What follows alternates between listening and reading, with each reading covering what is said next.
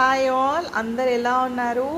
ఈ సమ్మర్కి అందరికీ వేడిగా అలా వేడి తంతు అలా ఉంటుందని నాకు తెలుసు. So I'm going to take this video అనమాట. ఇదేంటంటే మనం కొబ్బరి బొండాలు అక్కడ తాగేసి అక్కడ పడేస్తాము, లేదా కొబ్బరి బొండాలు వాటర్ రూపంలో ఇప్పుడు బాటిల్స్లో కూడా వస్తుంది. ఇది రత్నదీప్లో రియల్ యాక్టివ్ కోకోనట్ వాటర్ అండి, వాళ్ళు అమ్ముతున్నారు.